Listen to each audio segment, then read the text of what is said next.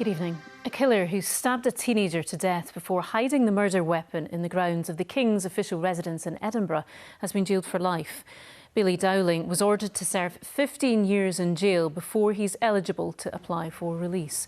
He killed 18-year-old Lewis McCartney in February 2023.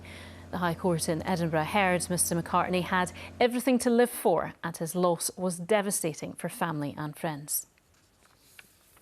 Now, Michelle Mone is one of Scotland's best-known entrepreneurs, thanks to the lingerie she developed and sold to millions of women. Now, a two-part documentary series for the BBC sheds light on her meteoric rise from the East End of Glasgow to the House of Lords, her fame, fortune and reported profits from PPE during lockdown.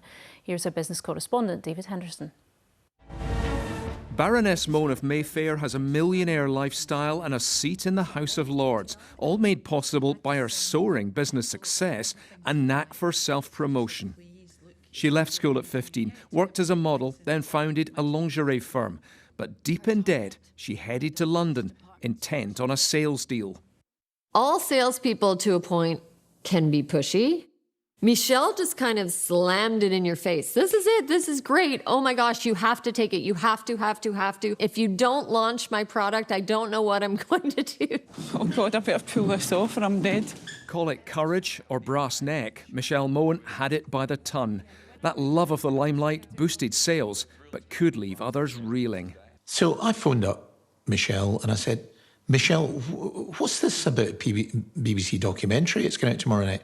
She said, oh, I told you about that. I said, no, you didn't. Oh, I'm sure I did. No, you didn't, Michelle. And this was typical of Michelle. She had a strange relationship with the truth. An OBE followed, then a peerage from David Cameron. And the COVID pandemic brought a chance to make big money. The UK government was scrambling to buy personal protective equipment for the NHS. And one lucky winner was PPE MedPro, controlled by her husband, Doug Barrowman, and promoted by Baroness Mone herself. The profits were huge, but for years she denied any link. We were leaked a document that had been produced by HSBC Bank, Doug Barrowman's company's bank. It showed that from the profits of PPE MedPro, at least £65 million had been paid to accounts of Doug Barrowman in the Isle of Man. And one of the transfers was just about £29 million into the Kerristal Trust with a K, and the people who stand to benefit from the money in the trust were Michelle Mone and her 3 adult children. I don't honestly see there's a case to answer. I can't see what we've done wrong. But after everything, you can't see what you've done wrong when you've admitted today that you lied to the press and by extension you lied to the public. Laura, saying to the press I'm not involved to protect my family, can I just make this clear? It's not a crime. PPE MedPro's now under investigation by the National Crime Agency. Michelle Mone insists there was no profiteering and she's been made a scapegoat. David Henderson, reporting Scotland.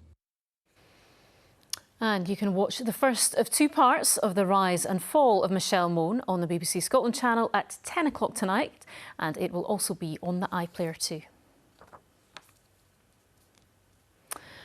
Bus services around Ayrshire and Arran have been disrupted today because of a strike by drivers. Members of the Unite Union are in dispute with the local arm of Stagecoach.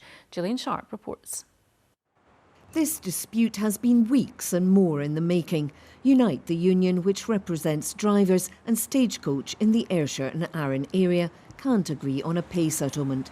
The union says about 400 drivers are on strike. Stagecoach West Scotland says it's offering a reduced bus service today, although some routes won't run.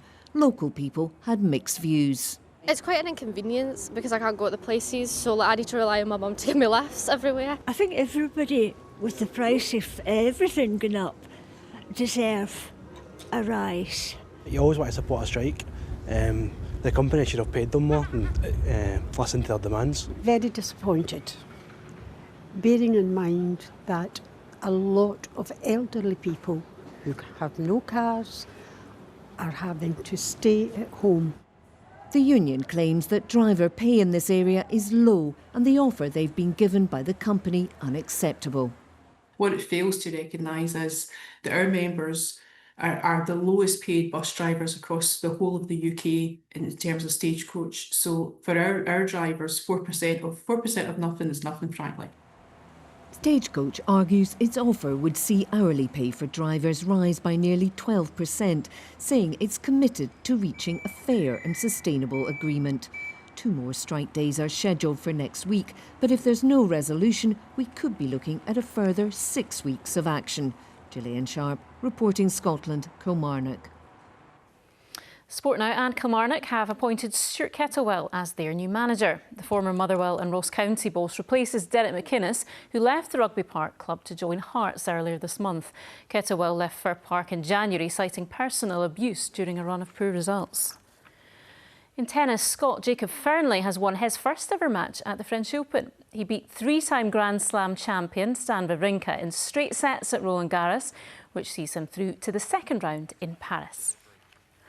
And finally, Scotland players Scott McTominay and Billy Gilmour have been enjoying an open-top bus parade in Naples to mark their Italian title win.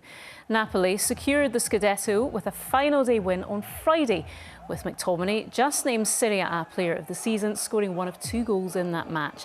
The team have been doing a victory lap of Naples today. And it looks glorious, unlike here, Christopher. Absolutely. Thanks, Laura. Good evening to you. Yes, Bank Holiday Monday living up to reputation, bit of a washout in places. And the weather for the week ahead is unsettled, to say the least. We've got areas of low pressure barrelling in off the Atlantic, bringing some blustery showers, longer spells of rain and periods of high wind too. This evening, it's wet through parts of central and southern Scotland, blustery showers elsewhere. Overnight, that earlier rain clears and we'll have some clear spells. Temperatures in towns and cities around 6 or 7 Celsius. Still some cloud and showery outbreaks of rain in the Northern Isles. First thing tomorrow, it's dry for some parts with a bit of morning sunshine, but showers not too far away. And then clouding over in the south with outbreaks of rain across parts of the far south as well.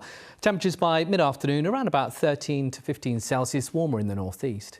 On Wednesday, lighter winds, sunny spells and a few light rain showers, but then heavy rain arrives overnight. It's still with us on Thursday, becoming confined to the far north. Blustery showers then move in, afternoon highs of 15 degrees. That's the forecast for now. OK, thank you, Christopher.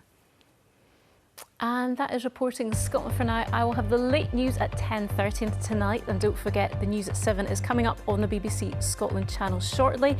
In the meantime, from all of us here, do enjoy the rest of your evening. Good night.